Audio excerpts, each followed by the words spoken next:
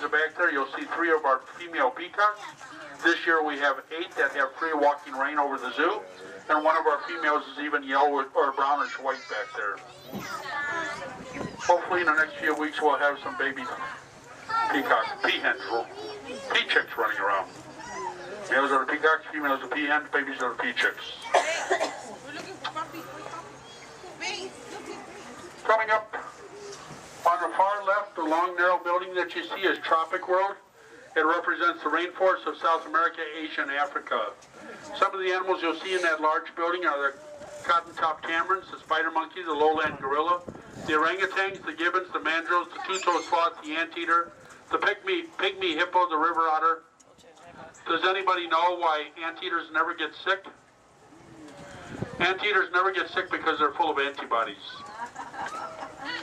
Here on the large mountain is our baboon island. We have 7 New Guinea baboons left. Today they haven't been out, even though some of the rocks are heated where they can come into. And you can tell that they definitely have a hierarchy to their socialization living, because the male is the most dominant and most picked on. The grooming process helps to relieve stress and to keep their fur nice and clean. I see people towards the back there. There's one sitting out back there. Over to your left.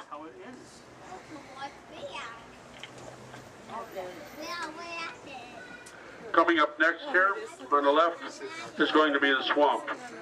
It represents Louisiana cypress swamps or the wetlands of Illinois. 90% of the wetlands of Illinois have disappeared and only 10% remain, giving us great fishing opportunities and bird watching opportunities.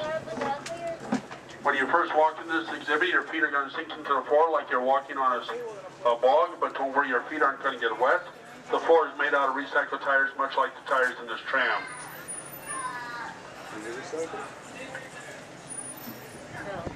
Oh. Also in this exhibit, many of the animals are disabled and can't be released in the wild, like the snowy egrets, the river otter, the opossum, the snapping turtle that can live over 100 years old, or the American alligator, the largest alligator found in North America and Canada. We're now making a slight right turn, left turn here, for Wildlife Trading Post, the gift shop for this area. We're coming into the South Gate area by the administration building, the south parking lot by the Riverside Brookfield High School football field, where the 2 buildings come together up here to the front and to the right. The doorway will lead you to the police department or lost and found, and the restrooms for this area. Coming up over here on the left in the green kiosk building is one of our more than 600 volunteers here at the Brookfield Zoo. These volunteers know anything and everything about the Brookfield Zoo. They know how to get there, what time to be there. They've got the maps, they've got the knowledge. They are brainiacs. But what they like best is when you wave to them and say thank you. That's how they get paid. So on the count of 3, 1, 2, 3. Thank you. That just fills their hearts full of happiness, joy, and bubbliness. Bubbliness. We're now coming into the South Gate area. Remember, the zoo is open till 6 o'clock. All indoor exhibits close at 5:30 and Tropic World closes at 5:15 today. Please remain sitting until the tram comes to a complete stop. You're welcome to remain aboard. Our next stop is going to be up by the West Station, by the Safari Grill, by Pinniped Point, the Children's Zoo, the Dinosaur Alive exhibit, Bear Grotto, Cats Row, and Pinniped Point. Unfortunately, the Dolphinarium is closed off until at least May 1st or until further notice. You're welcome to remain aboard. For those that I punch tickets, I'll have to scan your tickets up here, and then you're free to either remain aboard or to leave us and explore the wonders of Brookfield Zoo and catch another tram later on. Take care, folks. Bye-bye.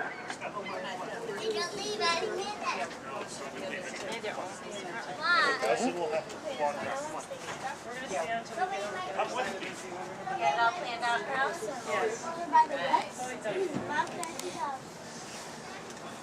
I think we need to get off and get over here by the elephants and stuff. We haven't seen this part of the zoo yet.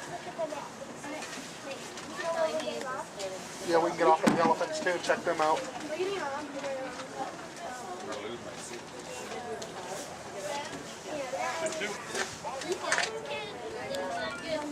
Of all ages, welcome to the Brookfield Zoo Motor Safari Tram Tour. A couple safety rules and then we'll be on our way. We ask that everyone please remain sitting throughout the entire ride. There's no standing in the tram, no kneeling in the tram, no walking, no jumping off, no jumping on, no throwing garbage from the tram, no throwing anybody else off the tram. There's no smoking and alcohol consumption is strictly prohibited. Because we're going through Bear Grotto this time, we ask that everyone please keep their arms, legs, feet, elbows, and all body parts in the tram. And no high-fiving anybody from the tram either, please. If you're ready to go, please put your arms up in the air and move to the left, move to the right, and say, please move this tram. Please move this tram.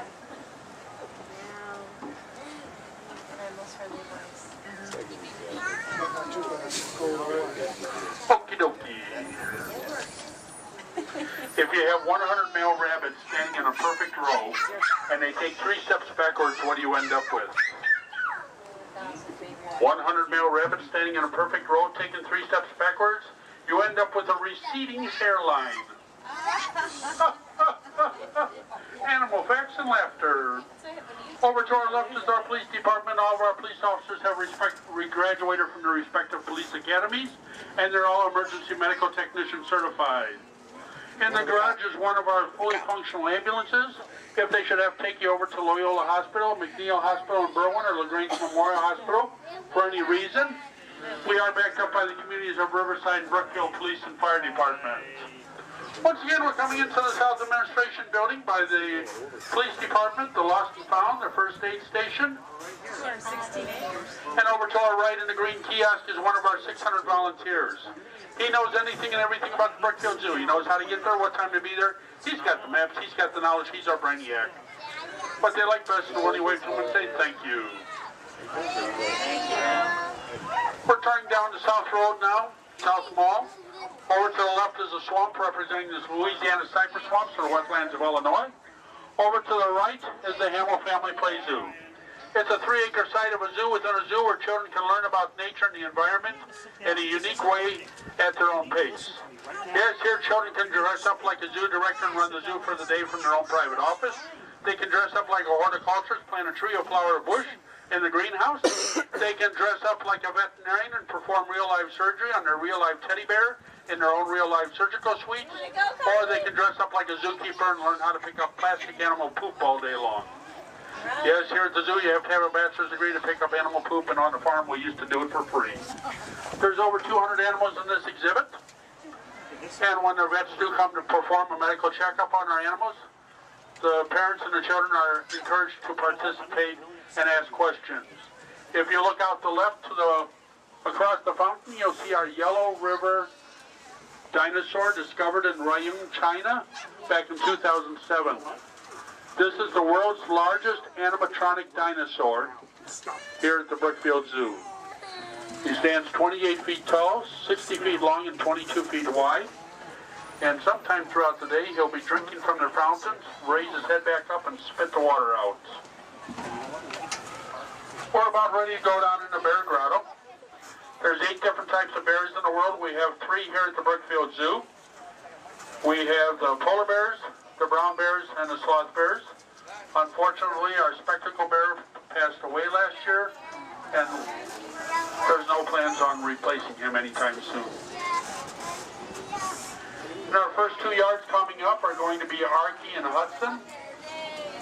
Archie and Aussie, our male and female polar bear.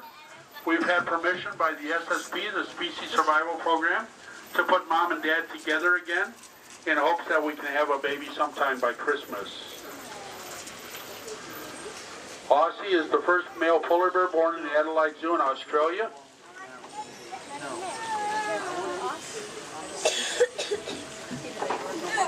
Just a moment, we have an obstruction here. It's being moved.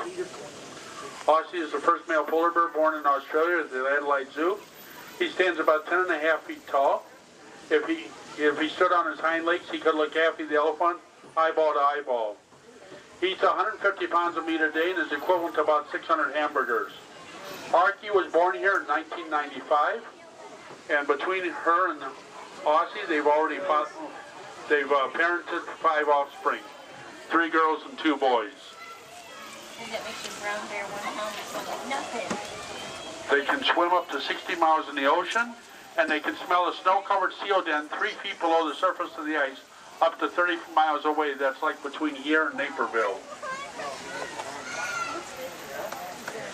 They must be watching the mirrors. Hudson must be down in the moat playing where he likes to go.